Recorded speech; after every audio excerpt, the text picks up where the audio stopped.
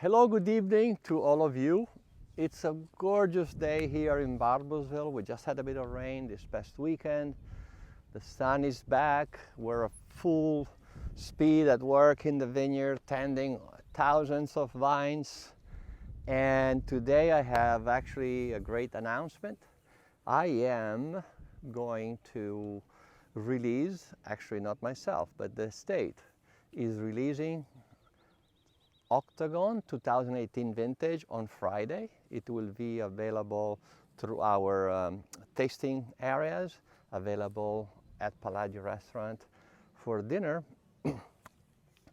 And 2017 actually is going to be retired. It's going to, whatever we have in inventory is going to go back to the cellar to further age, and it will be no longer available on sale until early next year. So in essence, 18 vintage is replacing 2017. And I'd like to spend a little time today to tell you about the vintage. It's a very unique vintage. What started being a very good wine growing season, meaning we had the right amount of rain in the spring. It was actually a spring with no frost at all. So we didn't even have to stay up at night. We could just sleep through and enjoy weather. And I remember that year also I picked a lot of morel mushrooms around the woods. Everything looked really great until about mid-May. And in mid-May, all the way through almost the end of July, we experienced some very frequent rainfalls, although they were joined by also some not hot temperature but warmer temperature. Just to give you a reference, this year actually has been less rainy but cooler a little bit. Nevertheless, I say the season started early, which turned out to be to advantage, as I will explain later on. So an early bud break, that's when the bud opened, early bud break, right amount of rain in the early season, good weather then till mid-May, and rain. So what happened is that in the period between mid-May and end of July, the heavy amount of rain in the soil pushed the plant to grow very rapidly. So they can accelerate their growth according to amount of water is in the ground, which also is the vehicle for food. So basically they fed more than normal. They grew very fast. And actually, by the end of July, we had to edge the vines 5 times. In a more regular season, we edged them perhaps twice. Basically, what happened, the vine grow here on the trellis system. When these shoots are reaching the top and they come over, we gave a nice haircut. We go through with a machine when we edge them. So we were edging, they would keep pushing, and then we had to edge again. Fortunately, the month of August is really what allowed us to have a good ripening. And keep in mind that through the growing season, what is the most important portion?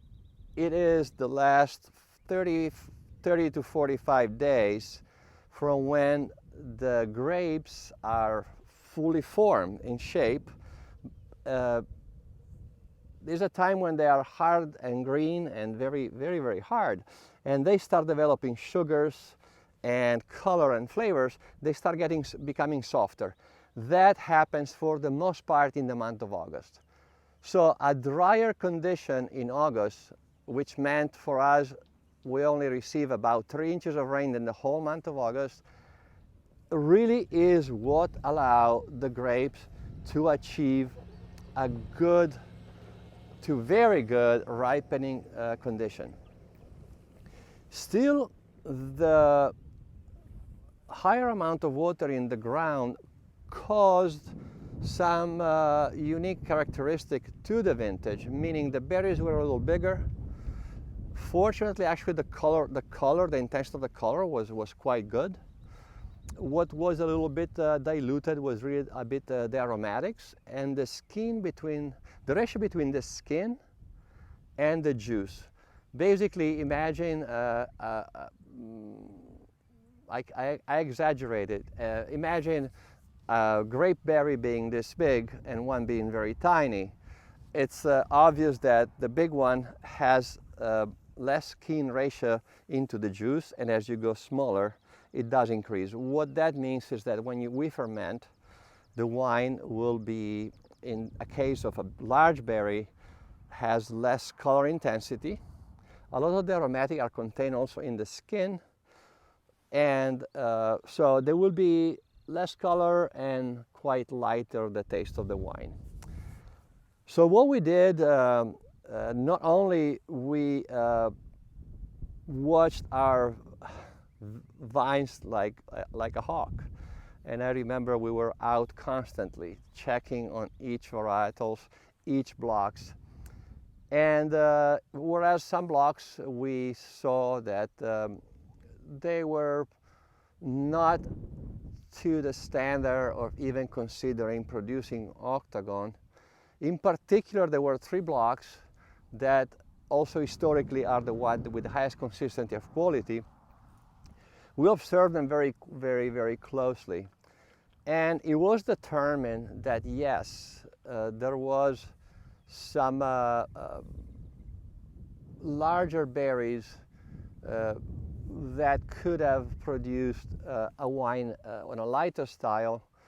Yet the aromatics were very good, and also the seeds that we observed by opening the cluster, the berries, and checking them, physiologically they were ripe, meaning they were quite dark, and therefore that means that the tannins that we would extract in fermentation would have been actually intense but elegant. If we had observed seeds that were still green, there were still green veins on it, we would have encountered tannins that were potentially bitter in the finish. So once we assessed that we had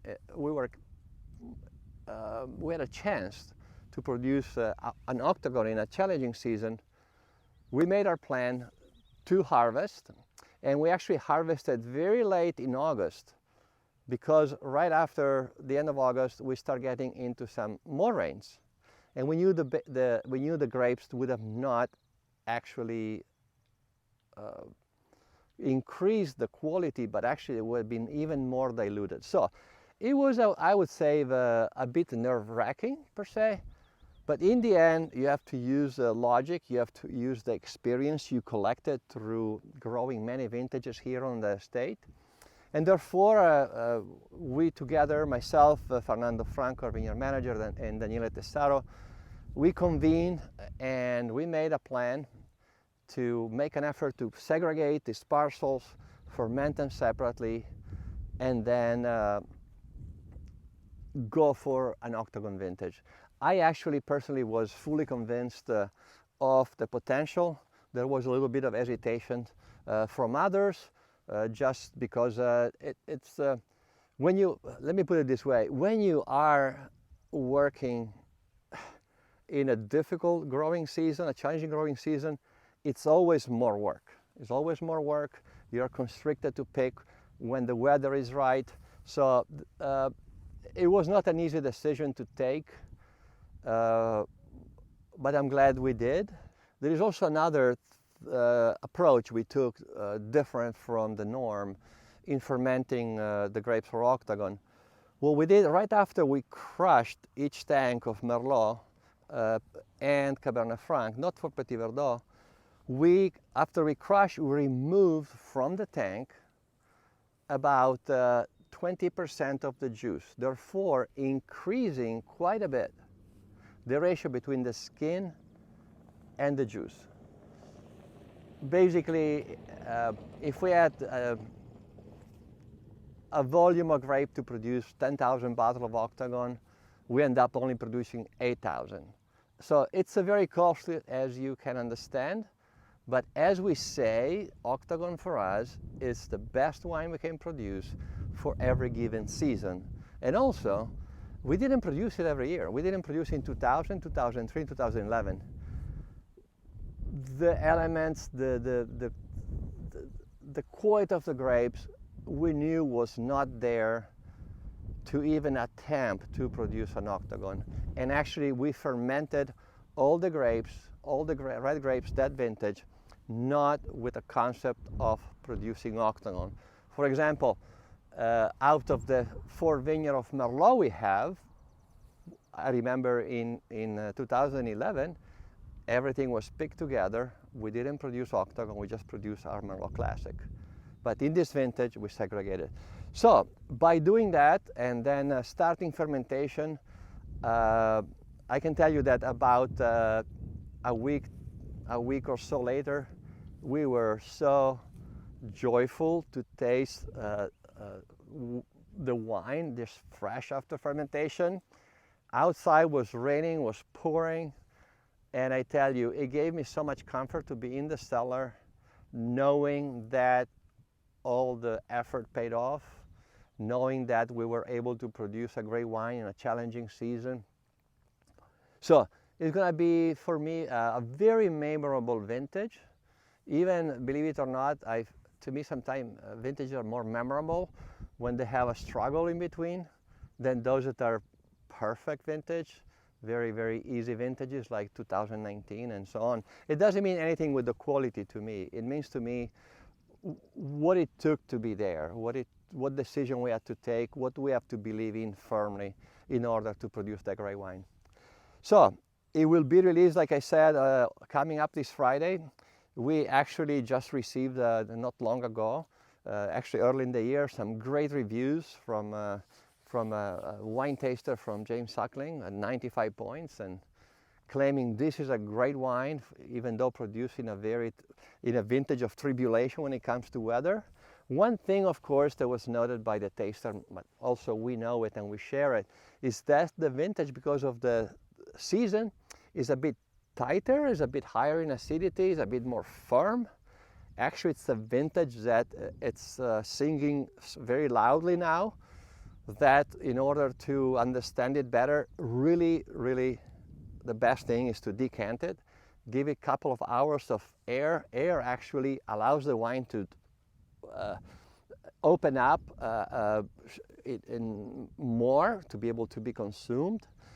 And the other thing I tell people, if they want to drink it earlier, just eat something that is higher in fat content, like a grilled ribeye, or anything that contain high protein, high fat. Beside that is a vintage, of course, to age and to put in the cellar, put away, and then enjoy later on. I don't think there is a vintage with the same style as 2018, but I'd say in similar style. I would have to go back all the way to 2012, where actually the 2 dominant varieties were Merlot and Petit Verdot. And in this case, the two dominant varietals are, again, Merlot, Petit Verdot, followed by Cabernet Franc. But let's go just down the road and actually visit with Fernando. I just want to have a little glimpse of what is going on in the vineyard with Octagon 2022. It's still early to claim the vintage, of course, but let's just have a quick chat and maybe have Fernando tell us a little bit about how he remembers the vintage. He was the one that was more in the weather, in the weather, you know. So, but anyway, let's go find Fernando.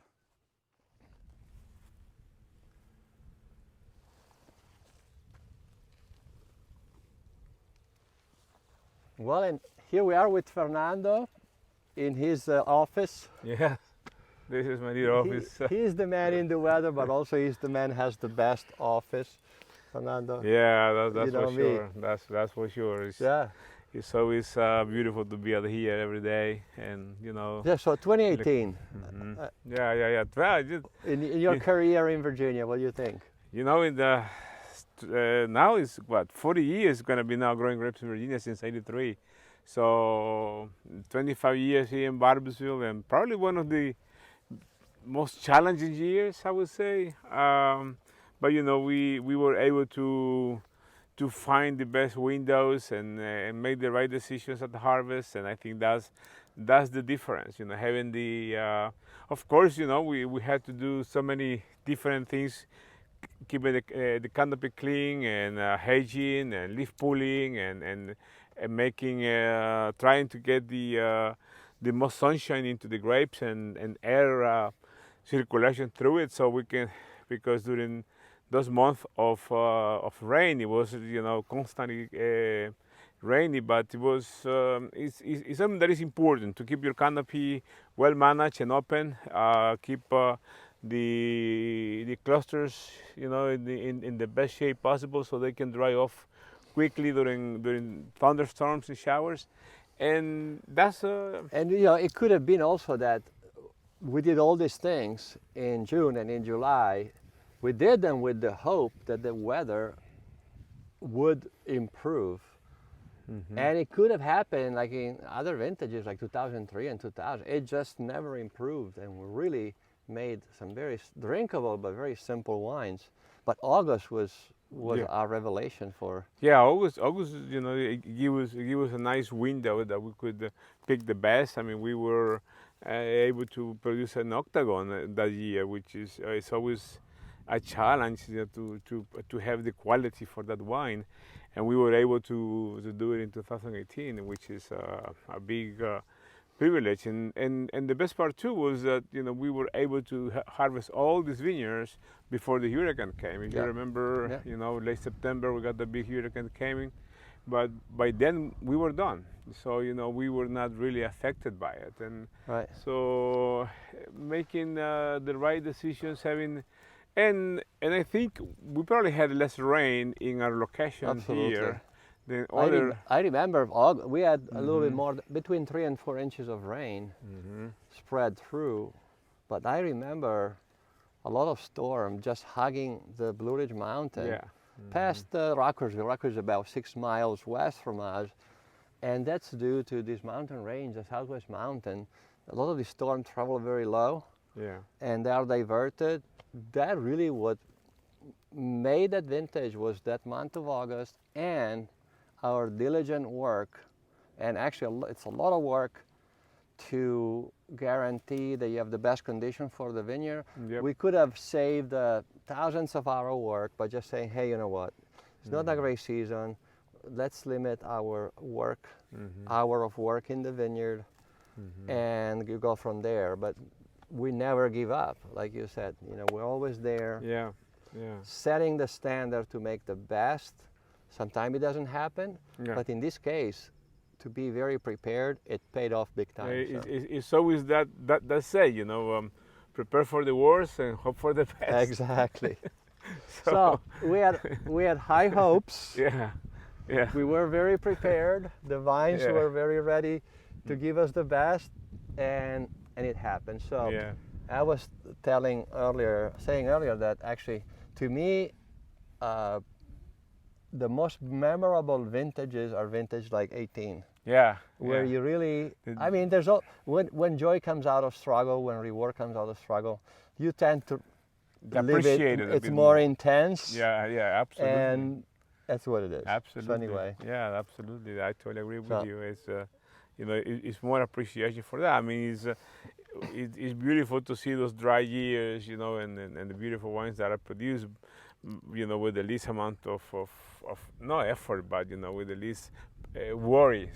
You know, about when is the next shower coming, when is the next weather week is coming. So it's a year like 2018 is in our minds because it was difficult. But at the same time, I think all the little things that we did when it came to canopy management and all that, it's really paid off in the long run.